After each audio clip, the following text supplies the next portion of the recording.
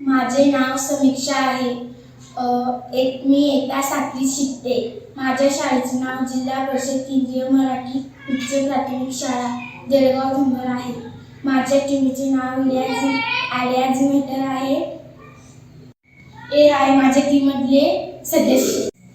ही आहे नैना, ही आहे रेणुका, ही प्राची, ही भाग्यश्री.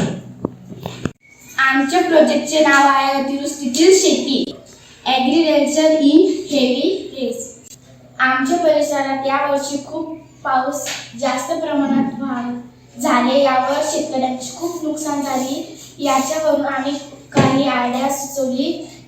शेतामध्ये जिकडे उतार आहे तिकडे आम्ही 2 नाल्या खोदल्या आहेत. या नाल्यांची खोली आम्ही 6 फूट घेतलेली आहे.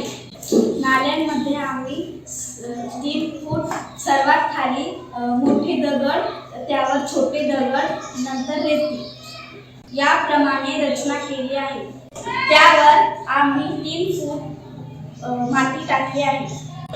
वरतून 3 फूट टाकलेल्या मातीमध्ये आपण कोणतेही पीक घेऊ शकतो. शेतातील नाल्यामुळे माती टाकल्याने कोणतीही जागा गाळ जाणार नाही. पावसाचे पाणी शेतात जमा झाल्यानंतर हे पाणी मातीत मुरणार आहे. मातीतून हे पाणी नाल्यांमध्ये टाकलेल्या दगडामध्ये जमा होणार आहे आणि या नाल्यांमधून पाणी शेताच्या बाहेर येणार आहे. शेतामध्ये पडलेलं पाणी बाहेर जाण्यासाठी मदत होईल.